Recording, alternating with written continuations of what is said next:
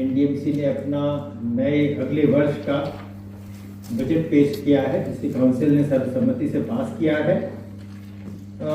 कुछ बजट की बिंदुओं के बारे में मैं बताना चाहता हूं। वैसे तो सारे फिगर्स अवेलेबल हैं, आपको कर दिए जाएंगे, लेकिन जो 3-4 चीजें हैं उल्लेखनीय है, उसके प्रति आप सबों को मैं आगाह करना चाहता हूं। सबसे पहले तो ये हर एक वर्ष की तरह ये भी एक सरप्लस बजट है। करीब 143.05 करोड़ का सरप्लस प्रोजेक्ट किया गया है। लेकिन जो उससे भी ज्यादा महत्वपूर्ण चीज है कि इस बार जो कैपिटल एक्सपेंडिचर है वो दूसरे वर्ष की तुलना में लगभग डबल हो गया है अभी दिसंबर तक ही। तो अभी तक जो 121 करोड़ का हुआ करता था पिछले वर्ष भी, इस बार 220 करोड़ से ज्यादा अभी हम लोग जा रहे हैं। और ये उम्मीद है कि करीब ये 350-400 करोड़ तक पहुंच जाएगा।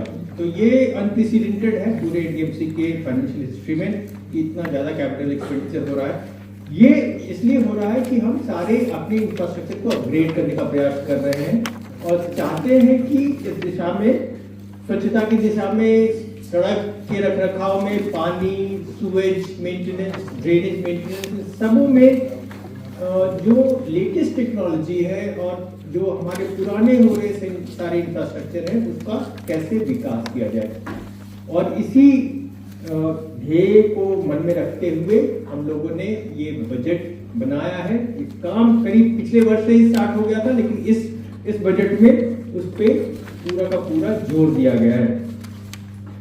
पिछले बजट में जैसे हम लोगों ने कहा था कि हम यहाँ पे ह्यूमन रिसोर्स का, स्पेशली हमारे एम्प्लॉइज की जितनी समस्याएं हैं उनका समाधान करने का प्रयास करेंगे।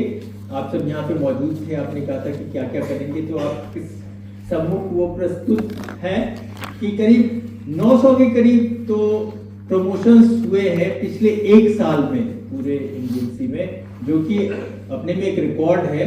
और 4000 से ज्यादा एमएससीपी और सारे फिगर्स आप सबों को अवेलेबल कराए जाएंगे।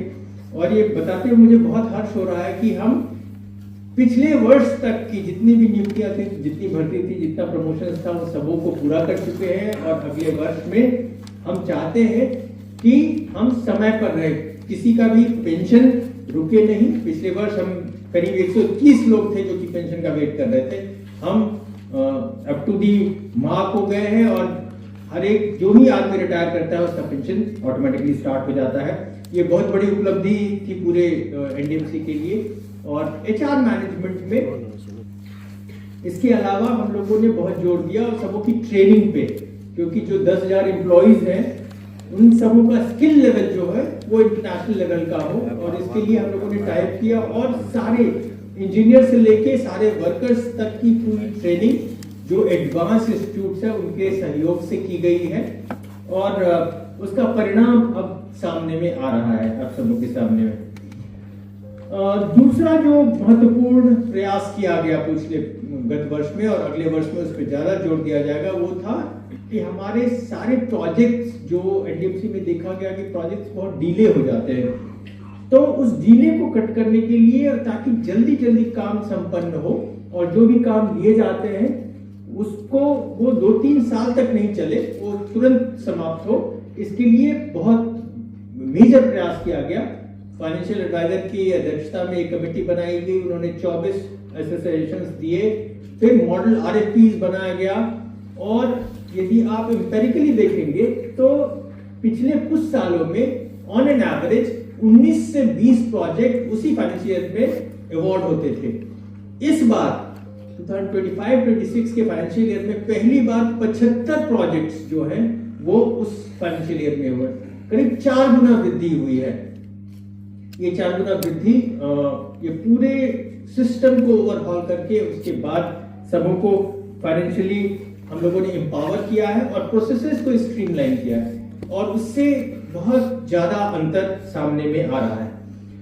बहुत सारे सेक्टर्स को हम लोगों ने टच किया है। और इस साल एजुकेशन में आप देखेंगे, एजुकेशन में हम लोगों ने उत्कर्ष, ओवरऑल अपलिफ्टमेंट की बात की है। और जो सबसे महत्वपूर्ण क्षेत्र है एजुकेशन का, कि जो प्राइमरी और प्री प्राइमरी में न्यूमेरिकल एबिलिटी और लिटरल एबिलिटी, लिटरेसी और न्यूमरेसी की बात जो होती है उस पर सबसे ज़्यादा ध्यान है।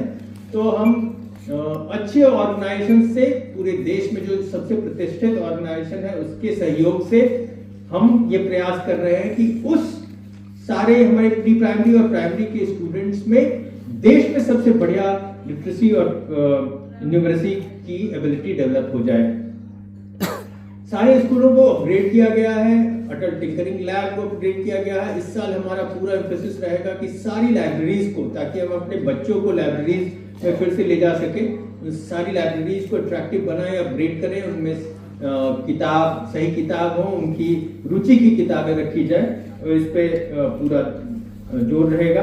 हमारे उपाध्यक्ष साहब आपको और डिटेल में बताएंगे कि और क्या क्या हम लोग करने जा रहे हैं।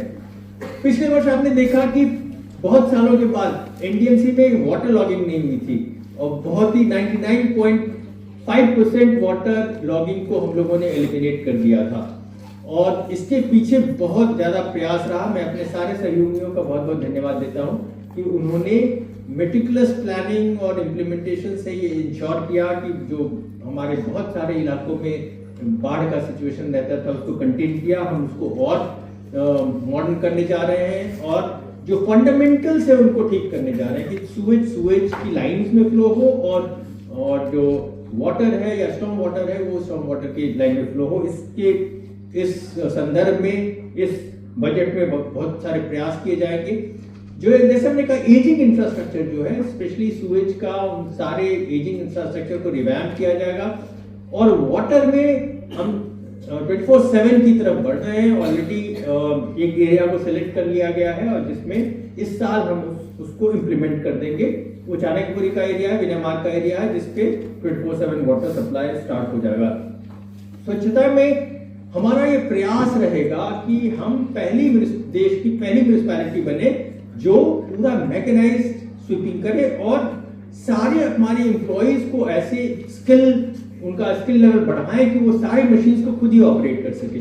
तो ये ट्विन एफर्ट रहेगा कि मैकेनाइजेशन और अपग्रेडेशन तो हो ही, इसके साथ साथ जो एग्जिस्टिंग एम्प्लॉइज हैं उन्हीं को हम ट्रेन करके उन्हीं के थ्रू हम ये सारा करवाएंगे। इस प्रयास में ऑलरेडी बहुत गति इसने पकड़ी है और हम इस एडवांस प्लानिंग स्टेज में है। कुछ मशीनें आ भी गई है, ऑलरेडी स्टार्ट भी हो गया है, जो कि आपको दिख रहा होगा। हम वाटर के, स्पेशली वाटर के यूज में कि जो हमारा सुएज के फिल्ट्रेशन और ट्रीटेड वाटर के यूज में हमारा ज्यादा प्रयास है।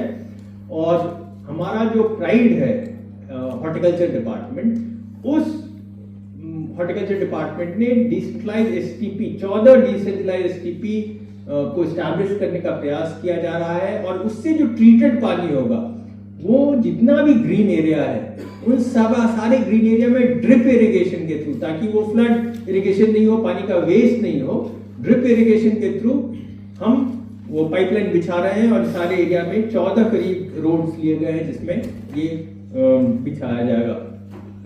इसके अलावा इन सारे एरियाज में वॉशिंग की, क्योंकि आप देख रहे होंगे इकोनॉट प्लेस अब अचानक पिछले 2 दिन से थोड़ा सा चमक रहा है, क्योंकि हम लोग उसमें जेटिंग से साफ कर रहे हैं सरफेसेस को, क्योंकि पानी का यूज बहुत ज्यादा जरूरी है। यहाँ पे धूल और उससे कीचड़ बन जाता है सरफेसेस पे और जिससे आप कितना भी झाड़ू लगाएं तो वो उतना साफ नहीं रहता है। तो हम चाह रहे हैं कि मॉडर्न तरीके से कैसे इन सारे सरफेसेस को एब्सोल्यूट क्लीन रखा जाए और कैसे पानी का यूज, ट्रीटेड पानी का यूज ज्यादा से ज्यादा हो सके। इसके अलावा जितने भी हमारे मार्केट्स हैं, बिल्डिंग्स हैं, इन सबों के रखरखाव और मैनेजमेंट के लिए हम पूरा का पूरा सिस्टम को रिवैम्प करने की कोशिश कर रहे हैं और डिपार्टमेंट को इक्विप कर रहे हैं कि उसकी मार्केटिंग, उसका मेंटेनेंस, उसका लीगल एस्पेक्ट और उसका डे टू डे लीजिंग और अदर फंक्शंस जो है, इन सारे चारों विंग को एस्टैब्लिश किया जाए, ताकि ये सारे हमारे कॉस्ट सेंटर जो हमारे रेवेन्यू सेंटर्स भी हैं, इन सबों को कैसे हम बढ़ा सकते हैं। रोड्स में रीसर्फेसिंग ये रूटीन वर्क है, लेकिन इस साल बहुत सारे रोड्स लिए जाएंगे जिसका माइक्रो रीसर्फेसिंग होगा और बहुत सारे रोड्स हैं जिनका मिलिंग, मतलब जो एग्जिस्टिंग सरफेस है उसको मिल करके, ताकि उसका हाइट नहीं बढ़े, उसको हम रिसर्फेस करेंगे और इसके लिए हम लोगों ने CRNI की मदद ली है। उन्होंने पूरा हमें सहयोग दिया है और इस साल ये काम स्टार्ट हो जाएगा। जो हमारे तीनों पार्क हैं, जो देश के प्रोबेबली सबसे अच्छे पार्क हैं, Lodhi garden, Nehru park, Calcutta garden और सारे गार्डन्स में, इन सबों को अपग्रेड करने का और हॉर्टिकल्चरल डेवलपमेंट से हम कैसे और इनको बेहतर बना सकते हैं, ऑलरेडी इस बजट में हम लोगों ने लिया हुआ है और आप जल्दी देखेंगे कि इस फाइनेंशियल ईयर में शायद ये पूरा काम पूरा हो सके। आर्ट में